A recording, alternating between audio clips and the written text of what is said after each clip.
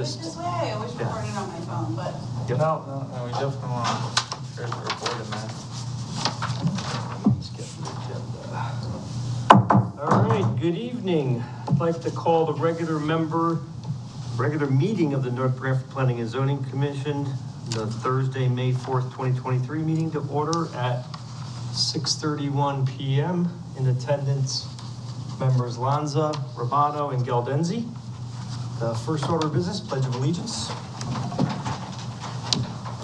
Pledge of Allegiance. To the flag of the United States of America, to the republic for which it stands, one nation, under God, indivisible, with liberty and justice for all.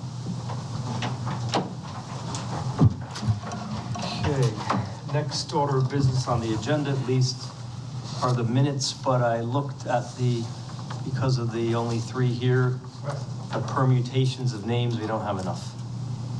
But we still have October 6th, 2022, January 5th, 23, and then April 20th, 2023 to approve, so hopefully we can do that soon. Old business, there's nothing under old business, so that brings us to point 5, new business. We have application 2023-2 for 140 Old Post Road. It's a subdivision of a parcel into 2 residential lots. Garden Estates at Old Post Road, owner the Domenico Gentile Family Trust, application Mario Landino. That one?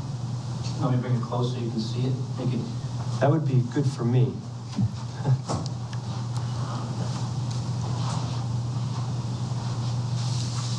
Will that pick me up or do I need to? That's fine. You speak up, you should be okay. Okay. Just for the record, my name is David Nafis. I am a licensed professional engineer and land surveyor with Nafis and Young Engineers, 1355 Middletown Avenue in Milford. I'm here representing the Domenico Gentile family and Mario Landino, who is looking to basically create 2 building lots. This is the original parcel of land that the subdivision is on. It used to be, Including the 2 existing homes, right? yeah, what it is this was the big farm, and there's a little piece of property over here. Since then, back in 79-ish, they built a house over here, which I'll get to in a second. Yep. This is the piece that Mr. Landino split off originally from the big piece. This is where Mario Landino lives now. So this piece is out, separate piece of lot. Okay. Moving forward is the map in front of you, which is just an orient, or maybe just an orient to the big property.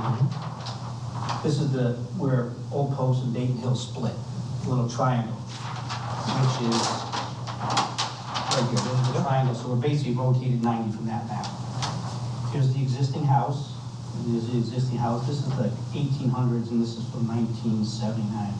And this is, what they want to do is now, because if you look at the GIS, I don't know how something happened where somehow these lots are now, this is all one parcel. If you look at GIS and everything, it's all one piece. So basically you have 2 houses on one piece of property. And what he's looking to do is basically just create 2 lots so these houses could be on separate parcels and then leave back farmland as is for now, possible future development in the future. So there's no construction activity, nothing that's going on. It's just basically to clean up so we can get 2 lots off of one parcel and make 2 lots. Simple, clean it up. So it went to East Shore. East Shore's approved it. Kind of a convoluted lot line, but that's because we have septic systems for both properties that kind of interfere. So we kind of met everything for the zoning except for the existing lot up here, house is over the setback in the front, but that's been there since the 1800s, so that house has been there forever. If you look at that original map, this lot up here, which was part of this, which is now part of the property, that line used to be this little green line right here. So this house would be right in the middle. The lot line would split the house right down the middle, so basically that's what they're looking to do now is just basically clean this piece up so each house is on its own property. 1800s approximately, that's 1979? This is, I believe, 1979 is when, 1979. that's when the assessor said the house was built. So we just don't have any record of any permits or zoning applications, nothing like that, right? Somehow they ended up Yeah. building that house without the appropriate permits. And somehow this all got put back as one piece, even though the current deeds still call it parcel B or C and B. Parcel A, I have no idea where parcel Well, A it's is. a very small, the deed, the parcel C on the deed is a tiny little That's piece. this piece here, that's, yeah, it was only half an acre, and that's, I drew a little dark green line just to kind of show you how where it is, because obviously they did something, because nothing would ever fit on that piece of property. So they're basically taking one piece and two pieces and making one, two, and then a third farmland piece for future development later on down the line. It's kind of crazy, because we try to, to get all the zoning, septics and everything, couldn't be just a nice, clean, straight, square box, so we have to, every meets everything except, like I said, that the existing building is a pre-existing non-conforming since, for 200 years now. You guys have any questions off the top? Pretty straightforward. Yeah. The only thing I think we just gotta go over, I saw some requests for exceptions. Yeah, and the Should go over one, those, right? the one piece that I just recognized this evening is that the subdivision map, I can't really see it. There's a shed on the back of, Yeah, I guess it's This one. one back here. Yeah, way in the back corner. Yeah, and that doesn't conform. Okay. Is it a shed with like a foundation and all that, or is it what kind of I structure? think it's built on just some piles. So But I either can that, confirm, because he's the man who lives here, been farming, that's been like his farm shed for the last, I don't know how long. right, so either that shed's gonna have to move, Okay, or the lot line's gonna have to be adjusted, whatever your pleasure is. okay. Well, it's almost right on the property line too, Yeah. so it would have to move anyway, because we can't go to the sideline Yeah, and you follow can't it. go anywhere, There's more property to the left there? No, this is the, when you come around, this is Coach Drive, I believe, is over here. So this is a whole nother subdivision that's already built out. Got it. So the pre-existing non-conforming setback on the sideline is fine, because it's pre-existing non-conforming setback. It's now the new rear setback Okay. line that you're violating. Makes sense. And either you destroy the shed, or move the shed, or move the lot line. I can do that. Your choice. Okay. At a condition for approval? Yeah. Okay, so maybe we can just go over these waivers, thank you, exceptions waivers. So you're requesting, you want to just review what you're requesting? Yeah, I Some think the waivers, maybe first these one are was like just- the bus shed. Yeah, okay. There's really nothing, there's nowhere. Then there was, I think the second one was sidewalks or curbing, one of the two. Access to lots Access for to minor lots. streets. Yeah, right now, there's no other access. There's, I think in the future, there may be a Yeah. road here where they could access, but right now, we have no alternative. There's no other Yep. minor street to access. It's sidewalks, yeah. Sidewalks, yeah, there's nothing in the area. There's no sidewalks to connect to in the area. This is all built out. This side's all built out pretty much down, so there's really no sidewalks to connect to. And there's no schools or anything in the area that you could, you would have children's that would walk to. And then there was curbing, because we're not gonna do any road improvements. And you get up here, it drops off, it's kind of a little bit. Yeah, it's a kind of drop off. 2-foot drop off, so to put in curbs, they would have to kind of cut back, and we didn't want to do too much, because we don't want to have to, then you get some big trees up in front, so we didn't want to have to do any kind of excavation for anything on this. We're just kind of hoping to just kind of leave it as is. Mostly basically just clean up the lot lines, is what they're trying to do. Any questions, comments on that?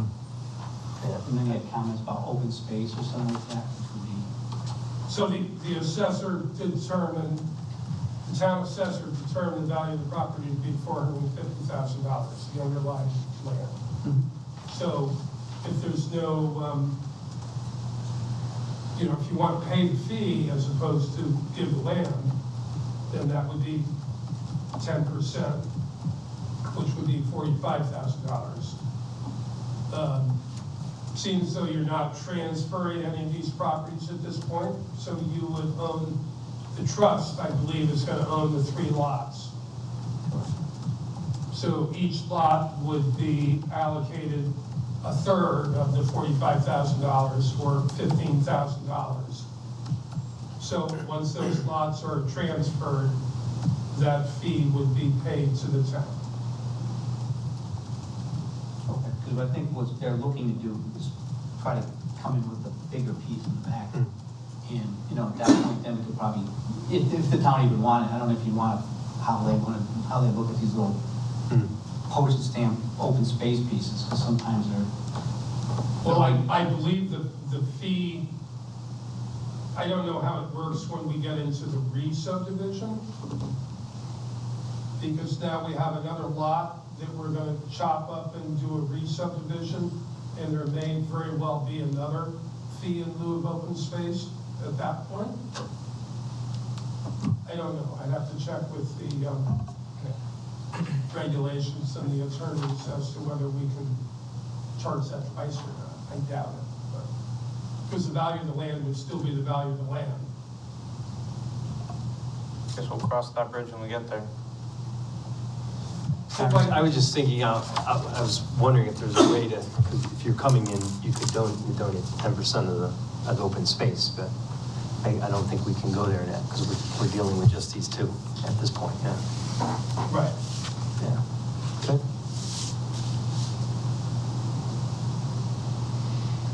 Any other questions, comments? So, condition of approval for that shed to move? That would be it, and I didn't really write up any sort of motion or anything for this tonight, because I wasn't quite sure how it was gonna pan out and how you were gonna be in terms of the fee in lieu of open space, and you're okay with that? Well, I'll ask Mr. Landino when I talk to him. I thought he would be here tonight, but I asked him, he didn't. But I'm sure that would be fine as far as paying it off once, if the land is transferred, sure, you know. That way they don't have to come, you know, spend the money right up front to.